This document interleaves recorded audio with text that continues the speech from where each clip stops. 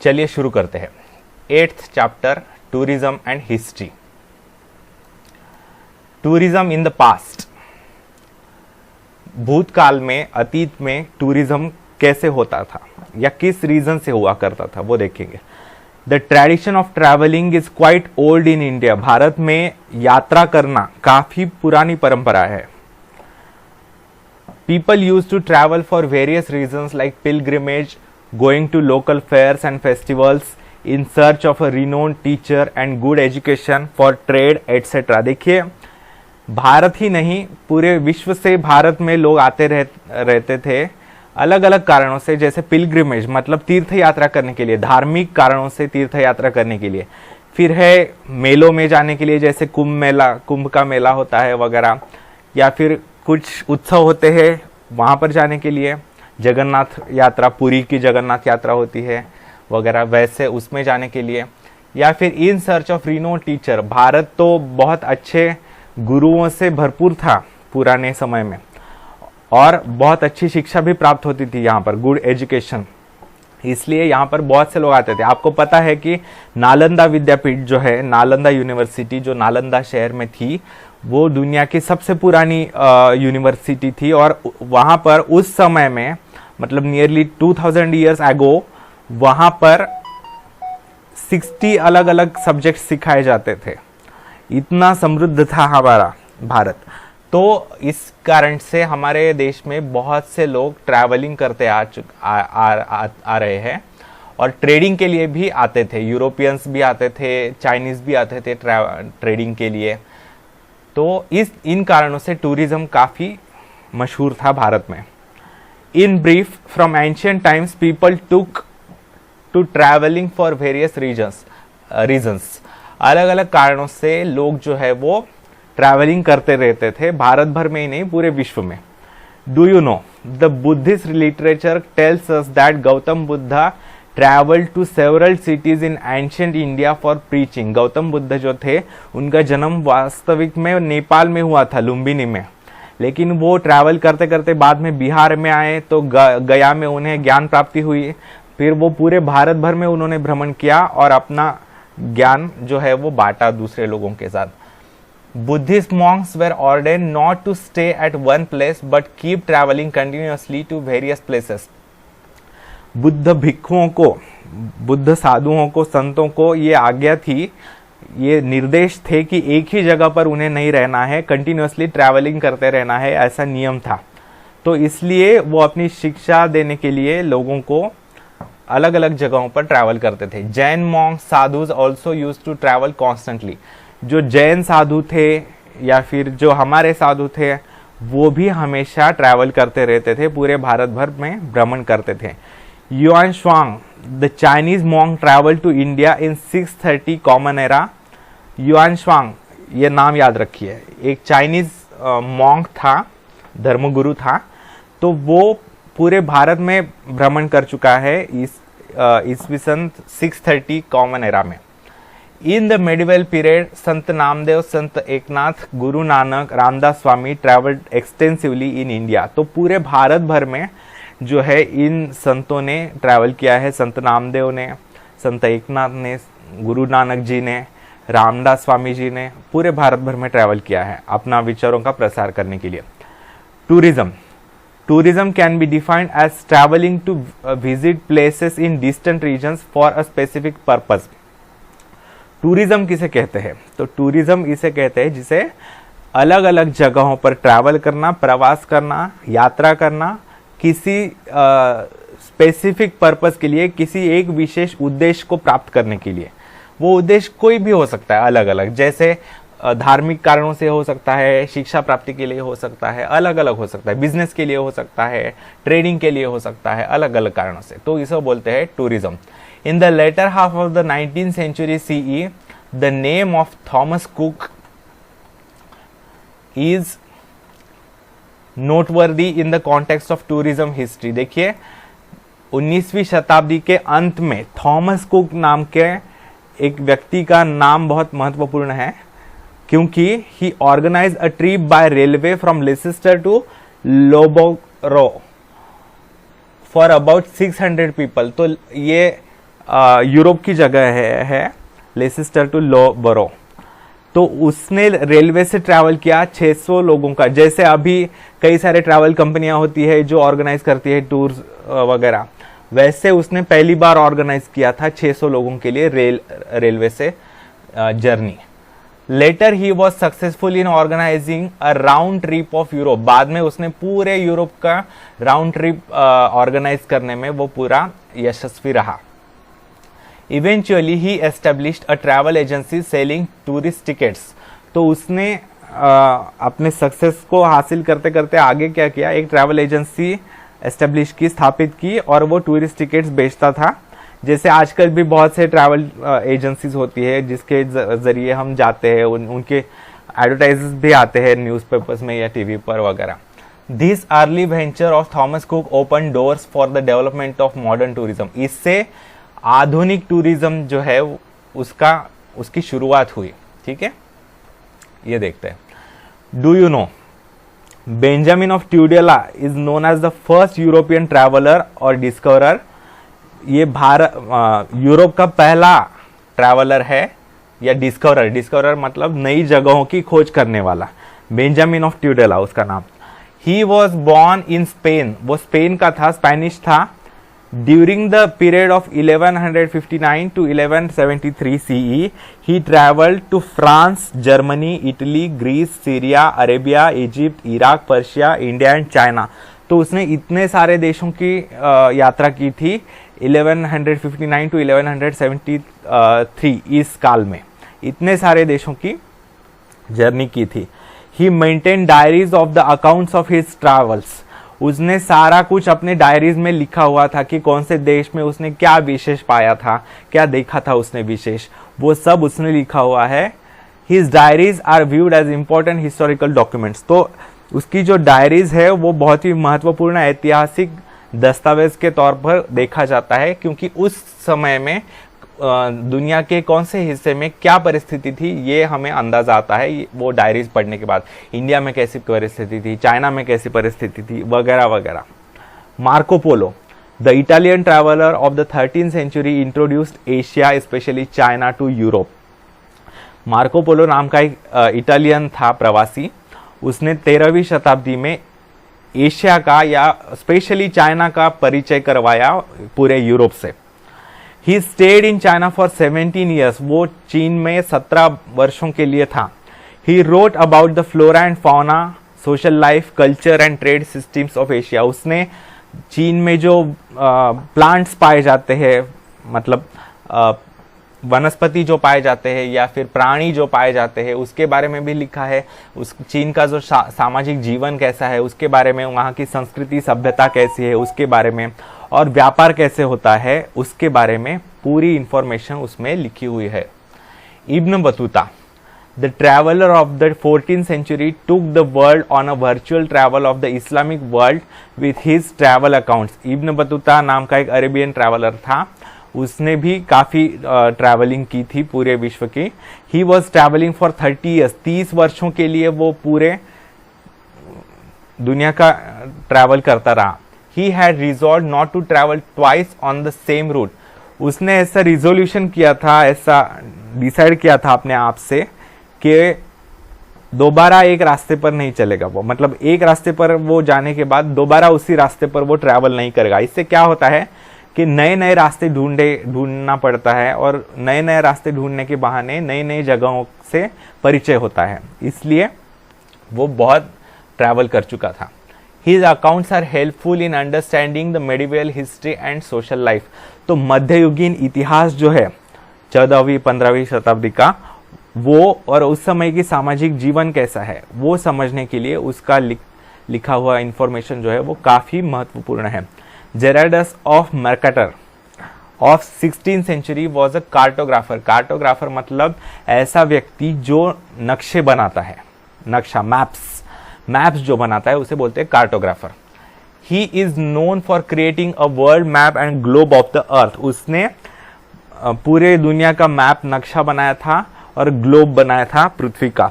His work prove to be very useful for navigation around the world. तो उसका ये काम जो है, उसने मैप्स बनाए थे, उसके कारण पूरे दुनिया में घूमना आसान हो गया था, नए नए जगहों पर जाना आसान हो गया था। आप इमेजिन कर सकते हैं कि आपके पास अगर आप नई जगह पर है और आपके पास अगर गूगल मैप्स नहीं है तो आपको कितना कठिन जाएगा। तो ऐसे ही पहले कठिन जाता था, लेकिन बाद में मैप्स उसने बनाने के बाद काफ़ी आसान होने लगा लोगों को ट्रैवल करने के लिए।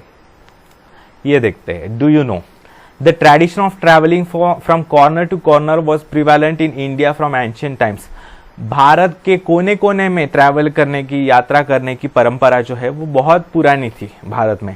Vishnu Bhatt Godse wrote down the accounts of his journey from Maharashtra to Ayodhya and back to Maharashtra. Vishnu Bhatt Godse नाम के एक व्यक्ति थे, मराठी व्यक्ति थे, उन्होंने पूरा ट्रैवलिंग अपना महाराष्ट्र से लेकर तो अयोध्या, राम जन्मभूमि वहां तक, और अयोध्या से वापस महाराष्ट्र तक, ये पूरा ट्रैवलिंग उन्होंने किया था 19वीं शताब्दी में, 1857 के दौरान।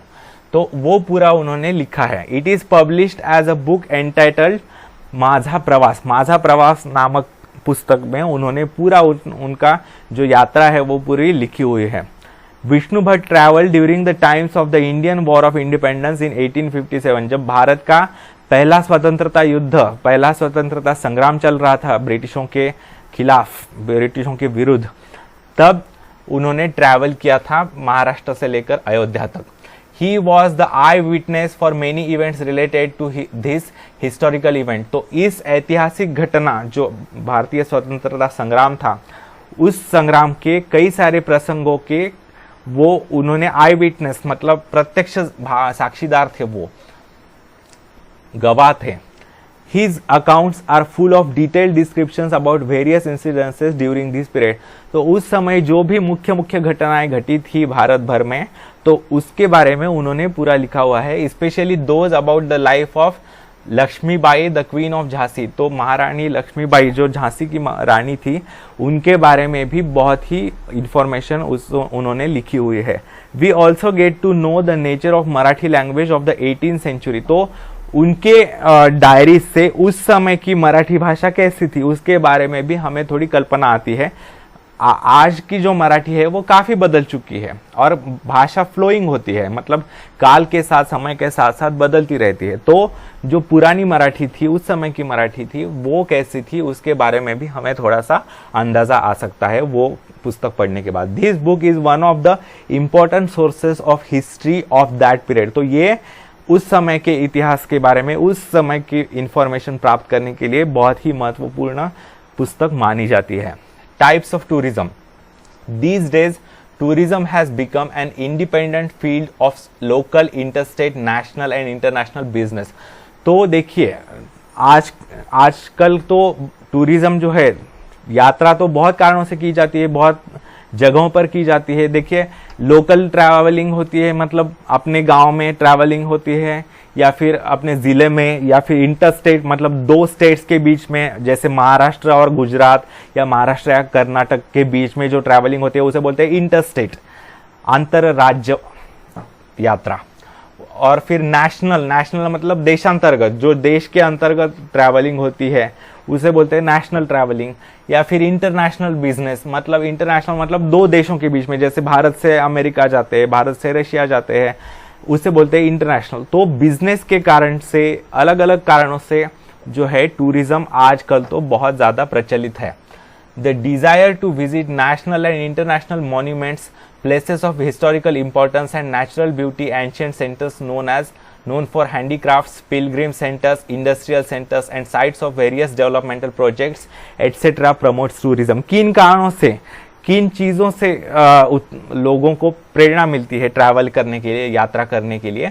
तो देखिए, जो भी राष्ट्रीय और अंतर्राष्ट्रीय मॉन्यूमेंट्स है, स्मारक है महत्वपूर्ण, जिनका कुछ ऐतिहासिक महत्व है, जैसे हमारे देश में भी बहुत सारे हैं, कैलाश मंदिर है औरंगाबाद, एलोरा में, वेरूर में, वो भी है, या फिर गेटवे ऑफ इंडिया है मुंबई में, ऐसे अलग अलग है। दिल्ली में राष्ट्रपति भवन है, हमारा संसद भवन है, ऐसे ऐतिहासिक महत्वपूर्ण बिल्डिंग्स है। उसके बाद प्लेसेस ऑफ हिस्टोरिकल इम्पोर्टेंस, उसके बाद नेचुरल ब्यूटी जो हिमालय है, कश्मीर है, फिर नॉर्थ ईस्ट इंडिया है, यहाँ पर पूरा नैसर्गिक सौंदर्य बहुत होता है, तो वहाँ देखने के लिए, वो अनुभव करने के लिए। एंशिएंट सेंटर्स फॉर हैंडीक्राफ्ट्स, मतलब हस्तकला के वस्तुओं के लिए, जैसे औरंगाबाद में पैठण जो है वो गांव पैठणी साड़ी के लिए बहुत फेमस है, तो यहाँ पर आकर लोग बहुत से पैठणी साड़ी खरीदी करते हैं, इसलिए आते हैं, ठीक है। पिलग्रिम सेंटर्स मतलब जो तीर्थ क्षेत्र होते हैं, जैसे काशी विश्वनाथ, काशी को जाते हैं लोग, वाराणसी को, या फिर प्रयागराज को जाते हैं ट्रैवल करने के लिए संगम पर गंगा और यमुना के। Industrial centres and sites of various developmental projects, या फिर औद्योगिक केंद्र होते हैं कुछ उद्योग करने के लिए, इंडस्ट्रीज चलाने के लिए, जैसे पुणे है, सिलिकॉन वैली कहते हैं महाराष्ट्र की, वहाँ पर आईटी इंडस्ट्री बहुत डेवलप्ड है, तो वहाँ पर भी जाते हैं बिजनेस के तौर पर। और sites of various developmental projects, अलग अलग डेवलपमेंट के प्रोजेक्ट्स होते हैं, उन पर विजिट करने के लिए भी जाते हैं। ये कारण है जिनसे टूरिज्म प्रमोट होता है। Tourist from all over the world wish to visit natural and man made sites which offer a delightful and awe inspiring experience. जो दुनिया भर के यात्री होते हैं, विश्व भर के जो यात्री होते हैं, वो दूसरी जगहों पर जो भी नैसर्गिक सौंदर्य, प्राकृतिक सौंदर्य पाया जाता है, या फिर जो मानव निर्मित सुंदर वस्तुएं हैं, स्मारक है, स्थान है, वो देखने के लिए, उन्हें अनुभव करने के लिए और उनसे आनंदित होने के लिए वो ट्रैवल करते हैं। The places like snow cap peaks, beaches, pristine jungles which were neglected previously became important locations of tourist interest। ऐसी जगह जैसे हिमाच्छादित शिखर, बर्फाच्छादित शिखर, जो पर्वतों के शिखर होते हैं बर्फों से ढके हुए व्हाइट कलर के, वो बहुत सुंदर होते हैं, वहाँ पर लोग जाते हैं वो अनुभव करने के लिए। बीचेस होते हैं, जैसे गोवा में बीचेस है, केरला में बीचेस है। फिर प्रिस्टीन जंगल्स मतलब प्योर जंगल्स जिसमें कोई प्रदूषण ना हो, कुछ ना हो। फिर उसके बाद इससे पहले ऐसी जगहें निग्लेक्ट की जाती थी, लेकिन आजकल ऐसी जगहों पर जाना काफ़ी लोगों को इंटरेस्ट हो चुका है उसमें। Mass media began to make special audio visual presentations highlighting places of tourist interest. तो मास मीडिया जो है, मतलब जो कई सारे यूट्यूब है, या फिर आप टीवी पर भी एडवर्टाइजमेंट्स देख सकते हैं, यूट्यूब पर भी कई सारे लोगों के ट्रैवलिंग व्लॉग्स होते हैं, तो ये सब देखकर ऑडियो विजुअल प्रेजेंटेशंस, मतलब जिन्हें देखा और सुना जाता है, मतलब कोई वीडियो क्लिप होती है टीवी पर या फिर यूट्यूब पर, उससे लोग काफ़ी प्रेरित होते हैं उस जगह पर जाने के लिए। जब उस जगह के बारे में देखते हैं उस वीडियो में, तब उन्हें उस जगह पर जाने की इच्छा होती है। Tourism can be broadly typified into local tourism, interstate tourism, international tourism, religious tourism, historical tourism, health tourism, science tourism, agro tourism, sports tourism, tourism based on special events, etc. तो टूरिज्म, इनके बारे में हम detail जो है वो आगे पढ़ने ही वाले हैं। लोकल टूरिज्म क्या होता है, इंटरस्टेट टूरिज्म क्या होता है, इंटरनेशनल, इनके बारे में आगे हम डिटेल में पढ़ने ही वाले। तो ये अलग अलग तरह के टूरिज्म होते हैं। लोकल एंड इंटरस्टेट टूरिज्म ये क्या होता है देखेंगे। This kind of tourism is not very overwhelming because it is with in one's own country. देखिए, ये ज्यादा, इससे देश को इतना फायदा नहीं होता, आर्थिक फायदा मतलब इकोनॉमिक बेनिफिट ज्यादा नहीं होता। क्यों? क्योंकि ये देशांतर्गत ट्रैवल होता है। मतलब लोकल और इंटरस्टेट, मतलब एक तो लोकल ही जगह पर, या मतलब अगर मुंबई के लोग गेटवे ऑफ इंडिया देखने जाते हैं, या फिर औरंगाबाद के लोग समझो कैलाश टेम्पल देखने जाते हैं, या अजंता केव्स देखने जाते हैं, तो वो हो गया लोकल टूरिज्म। या फिर इंटरस्टेट मतलब महाराष्ट्र के लोग अगर उत्तर प्रदेश में जाते हैं, या कश्मीर में जाते हैं, या नॉर्थ ईस्ट में अरुणाचल प्रदेश में जाते हैं, ये हो गया इंटरस्टेट। मतलब दो स्टेट्स के बीच में जो टूरिज्म होता है उसे बोलते हैं इंटरस्टेट टूरिज्म। ये टूरिज्म अच्छा होता है, वहाँ के लोकल लोगों को काफी फायदा पहुंचता है, लेकिन देश को फॉरेन करेंसी नहीं मिलती, फॉरेन इनकम नहीं होता, बाहर से कोई इनकम नहीं होता इन ट्रैवलिंग से। It does not cause difficulties of language, procuring currency and documents. देखिए, इसमें एक फायदा ये होता है कि इसमें लैंग्वेजेस का प्रॉब्लम नहीं होता। मतलब आप अगर मुंबई से औरंगाबाद आ रहे हैं ट्रैवलिंग टूरिज्म के लिए, तो भाषा तो मराठी ही रहने वाली है, तो भाषा का कोई प्रॉब्लम नहीं होता। प्रोक्योरिंग करेंसी, करेंसी तो एक ही रहने वाली है। आप भारत मतलब महाराष्ट्र से अगर कश्मीर में जाएंगे तो करेंसी रुपी ही रहने वाली है, हमारा चलन तो रुपया ही रहने वाला है, तो दूसरी करेंसी खरीदने की जरूरत नहीं है, या फिर डॉक्यूमेंट्स की भी जरूरत नहीं है, जैसे पासपोर्ट या फिर वीजा, ऐसे डॉक्यूमेंट्स की भी जरूरत नहीं पड़ती। More so we can plan it at the time suitable to us. तो ये जो है हम जब चाहे तब वो प्लान कर सकते हैं। इंटरनेशनल टूरिज्म, इंटरनेशनल टूरिज्म मतलब अंतरराष्ट्रीय प्रवास tourism. Nowadays it has become easier to travel because of the easy availability of a number of options of railway, marine and air transport। देखिए आजकल जो है बहुत आसान हो चुका है ट्रैवलिंग करना एक जगह से दूसरे जगहों पर, क्योंकि रेलवे होती है बहुत से जगहों पर, मरीन मतलब समुद्री रास्ते से हम जा सकते हैं, या फिर हवाई रास्ते से मतलब विमानों से, एरोप्लेन से हम जा सकते हैं, तो काफी आसान हो चुका है। Marine transport has link the coastal regions, जो भी समुद्र किनारे के जगह है जैसे मुंबई, चेन्नई या फिर कोलकाता, ये जो जगह है वो सारी एक दूसरे से मरीन लिंक्ड है, मतलब समुद्री रास्तों से कनेक्टेड है। There is a trans European railway route, trans European railway route मतलब पूरे यूरोप को कवर करने वाला, पूरे यूरोप में सभी देशों में जाने वाला रेलवे का रूट, ऐसा है, इसे बोलते हैं trans European railway route. Aviation has brought the entire world closer, aviation मतलब हवाई यात्रा, तो एविएशन से जो है पूरे विश्व जो है वो एकदम पास आ गया है, करीब आ चुका है, तो इससे काफी आसान हो चुका है। 24 घंटों में या 25-26 घंटों में आप कहीं पर भी पहुंच सकते हैं। Because of the economic liberalisation policy of the Indian government, the number of people travelling back and forth from India has increase considerably. तो भारत ने जब से आर्थिक लिबरलाइजेशन शुरू किया है, मतलब ग्लोबलाइजेशन शुरू किया है इकोनॉमी का, 91 में हमने देखा है, वो 9th में भी था, ग्लोबलाइजेशन क्या है, लिबरलाइजेशन क्या है, तो वो शुरू करने के बाद भारत ने अंतरराष्ट्रीय ट्रैवल पर, इंटरनेशनल ट्रैवलिंग पर कई सारे निर्बंध जो थे वो कम कर दिए हैं। इसके कारण भारत से कई सारे लोग बाहर जा रहे हैं, बाहर के देशों में जा रहे हैं, और दूसरे देशों से भी भारत में कई सारे लोग आ रहे हैं ट्रैवलिंग करने के लिए। They include people travelling for studies, relaxation, sight seeing and professional assignments, meetings, agreements etcetera. तो कौन कौन आता है भारत में और भारत से कौन कौन जाता है ट्रैवलिंग करने के लिए? पहले तो स्टूडेंट्स जाते हैं, कई सारे स्टूडेंट्स भारत में आते हैं, अफ्रीका से आते हैं, या फिर चाइना से भी आते हैं, कई सारे स्टूडेंट्स अरेबियन कंट्रीज से आते हैं भारत में सीखने के लिए, पढ़ने के लिए, डिग्री हासिल करने के लिए, या फिर भारत से भी कई सारे लोग जाते हैं, जैसे रशिया में जाते हैं, या फिर यूके में जाते हैं, अमेरिका में जाते हैं पढ़ाई करने के लिए। फिर रिलैक्सेशन, थोड़ा सा रिलैक्स करने के लिए, ट्रैवल करने के लिए, अलग अलग जगह है देखने के लिए, साइट सीइंग करने के लिए, एंड प्रोफेशनल असाइनमेंट्स, जैसे मीटिंग्स करने के लिए। कोई मल्टीनेशनल कंपनी है तो उनकी मीटिंग्स कभी बेंगलोर में होती है, कभी लंदन में होती है, कभी न्यूयॉर्क में होती है, तो ऐसे अलग अलग जगहों पर उन्हें ट्रैवल करना पड़ता है जो ऐसे कंपनीज में काम करते हैं।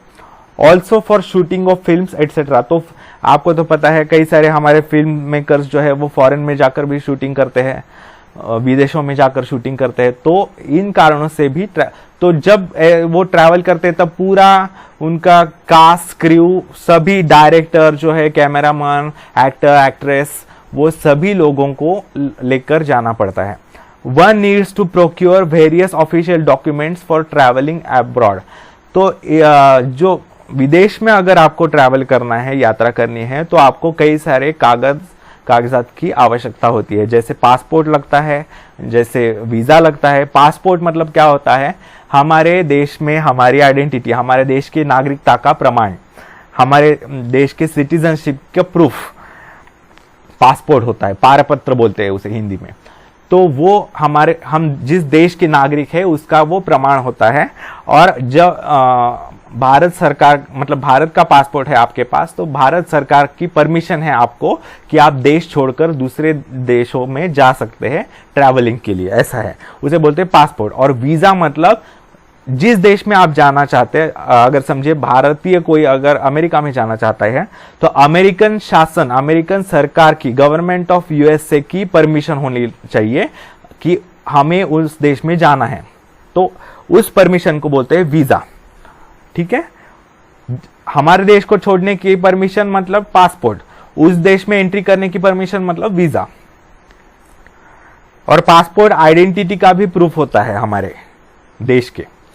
Historical tourism, this type of tourism is popular all over the world. तो ऐतिहासिक टूरिज्म जो है वो पूरे विश्व में फेमस है। जैसे ऐतिहासिक इमारतें देखने के लिए, बिल्डिंग्स देखने के लिए, भवन देखने के लिए ऐतिहासिक काफी लोग ट्रैवल करते हैं।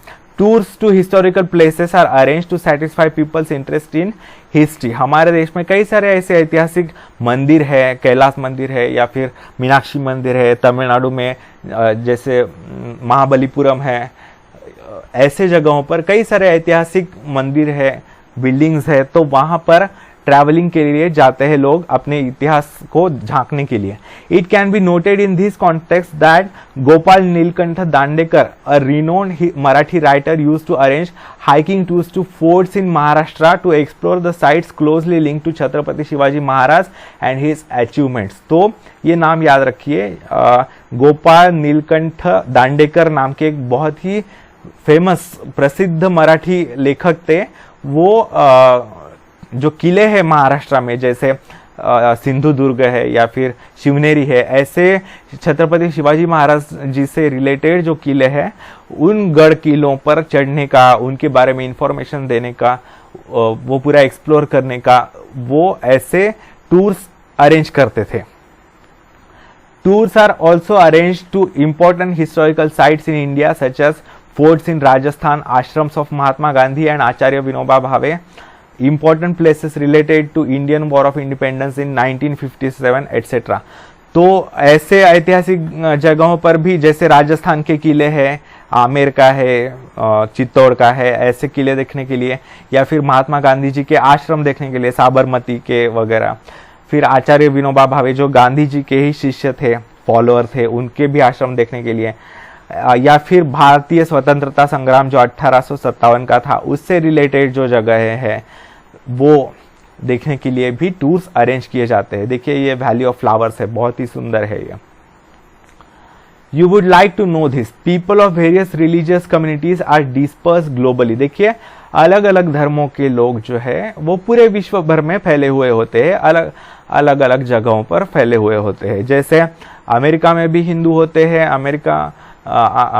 अरबियन कंट्रीज में भी हिंदूज है, साउथ ईस्टर्न कंट्रीज में भी हिंदूज है, या फिर मुस्लिम्स जो है अमेरिका में भी है, भारत में भी है, चाइना में भी है। तो उनके कुछ धार्मिक जगहें होती है।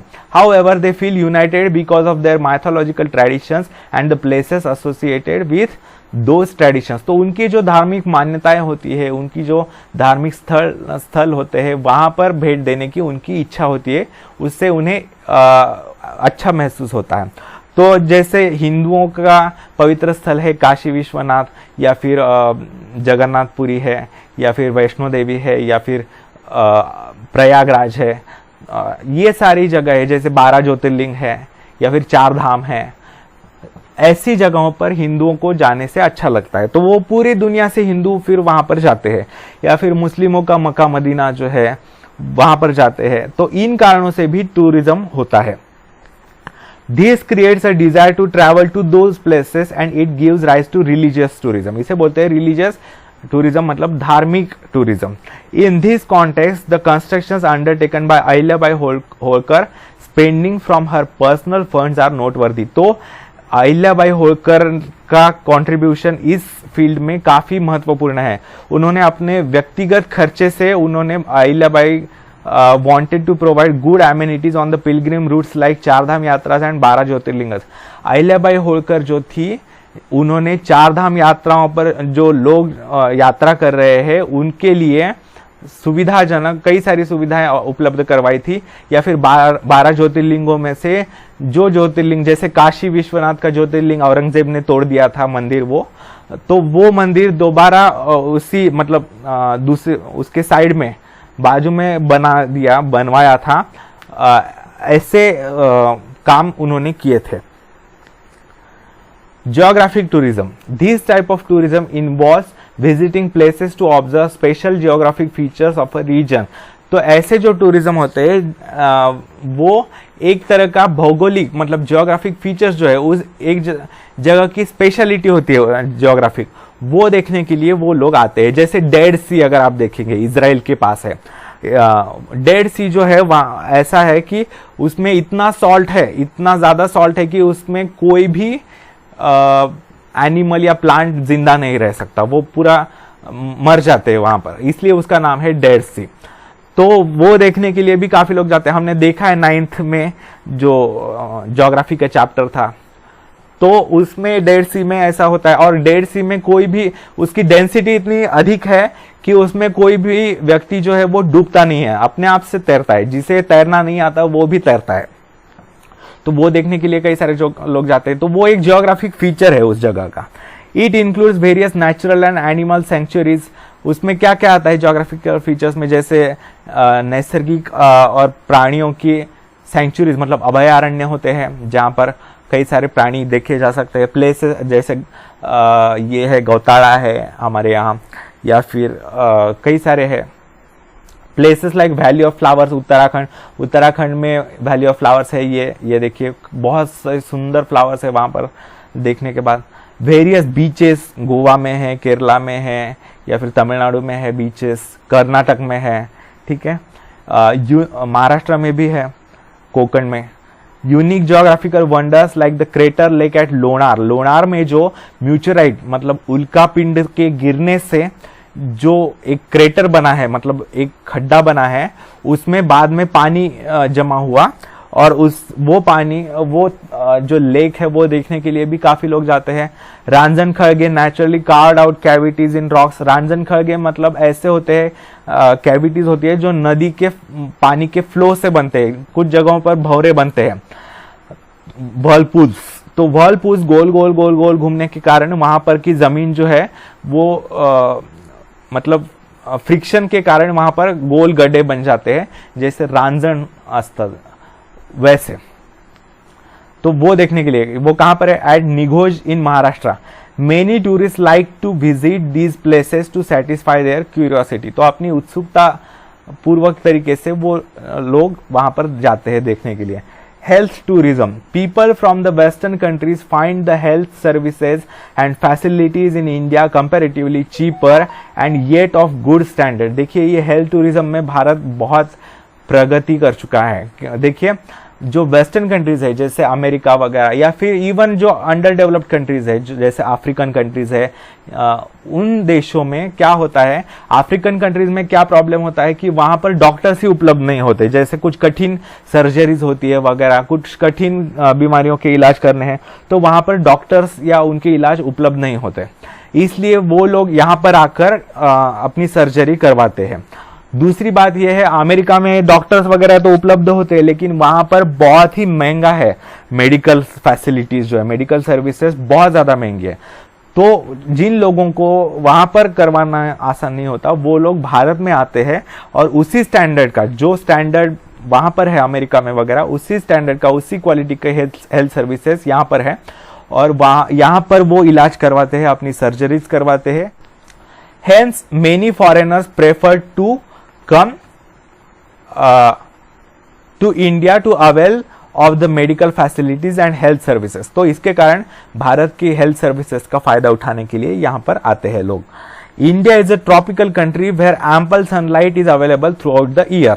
तो भारत एक ट्रॉपिकल कंट्री है, हमारे यहाँ ट्रॉपिक ऑफ कैंसर पास होता है, तो यहाँ पर पूरे साल भर बहुत ज्यादा सनलाइट होती है अच्छी सी।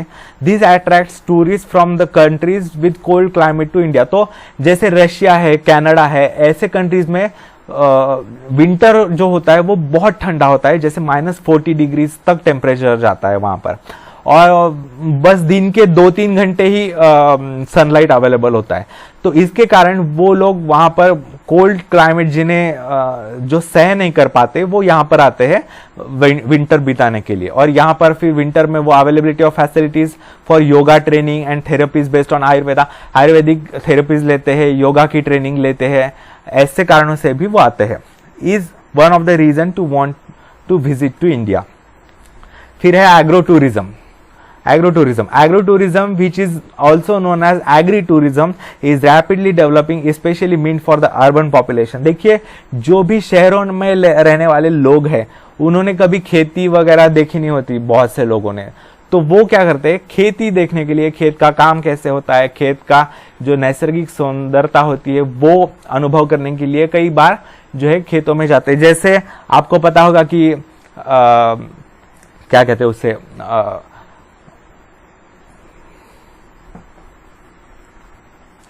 कई सारे हुरडा पार्टीज अरेंज किए जाते हैं।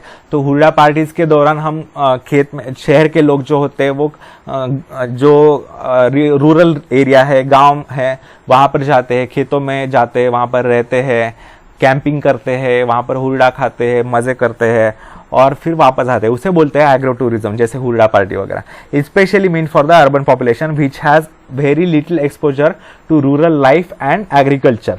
Now Indian farmers are also visiting far away places like agricultural research centers, agricultural universities and countries like Israel where experimentation is advanced and technology of agriculture is carried out।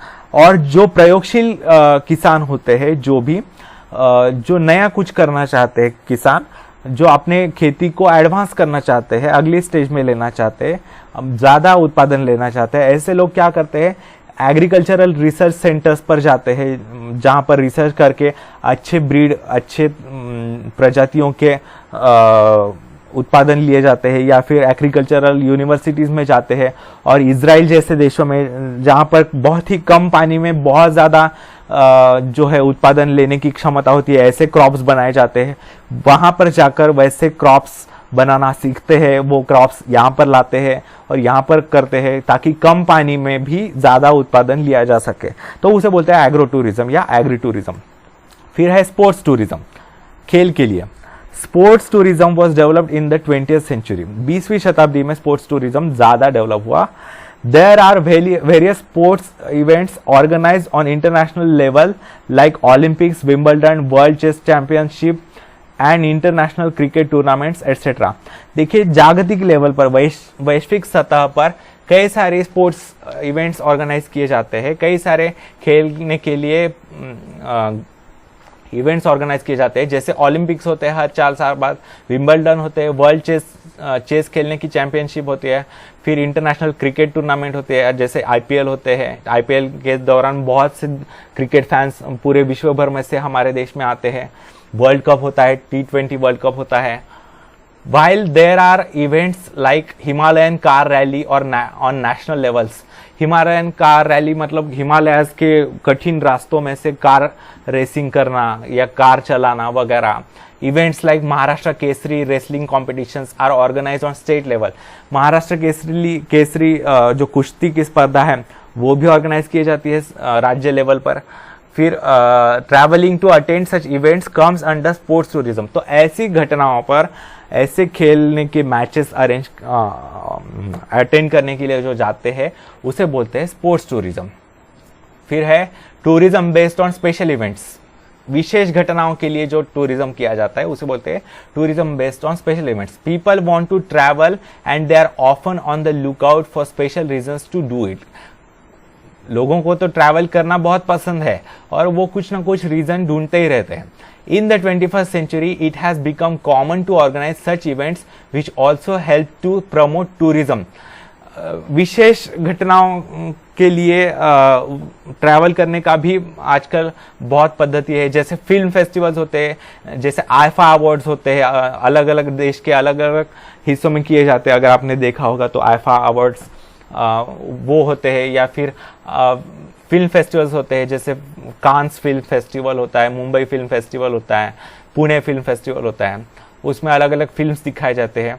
Various types of seminars and conferences, अलग अलग conferences की जाती है, seminars किए जाते हैं। International book exhibitions, पुस्तकों के प्रदर्शनी करवाई जाती है, are examples of such special events. People keep visiting several places to attend such special events. Many literature enthusiasts and in Maharashtra travel every year to attend Akhil Bharatiya Marathi साहित्य सम्मेलन, that is Pan Indian Marathi Literary Convention. देखिए, अखिल भारतीय मराठी साहित्य सम्मेलन मतलब मराठी जो literature है, जो नया नया पब्लिश होते रहता है, उसके बारे में पूरे देश भर में साहित्य सम्मेलन होते रहता है हर साल। तो वो अटेंड करने के लिए सारे मतलब जो भी लिटरेचर एंथुजियास्ट है, जिन्हें साहित्य में बहुत रुचि है, ऐसे लोग बहुत वहां पर ट्रैवल करते हैं। ठीक है, let us find out. Apart from the types of tourism mentioned above, there are other types of like science tourism, जैसे इसरो अभी ऑर्गेनाइज करती है साइंस टूरिज्म। जब भी हमें हमारा कोई सैटेलाइट लॉन्च करना होता है, जैसे चांद्रयान हुआ या फिर मंगलयान हुआ, ऐसा सैटेलाइट जब लॉन्च करना हुआ होता है, तब वो लॉन्च पैड से लाइव देखने के लिए वो टिकट्स दिए जाते हैं, पासेस दिए जाते हैं। वो लीजर एंड रिलैक्सेशन टूरिज्म, जैसे मन को रिलैक्स शांत करने के लिए, डेली रूटीन से, तनाव भरे रूटीन से रिलैक्स करने के लिए भी टूरिज्म होता है। Also known as wellness tourism. Cultural tourism होता है, जैसे हम मराठी कल्चर के लोग अगर हम जाते हैं तमिल कल्चर को देखने के लिए, तेलुगु कल्चर को देखने के लिए, तो वो हो गया cultural tourism. Let us find more about it with the help of teachers and internet. तो ये आपको इंटरनेट पर मिल जाएंगे अलग अलग टाइप्स, वो आप देख सकते हैं। ठीक है।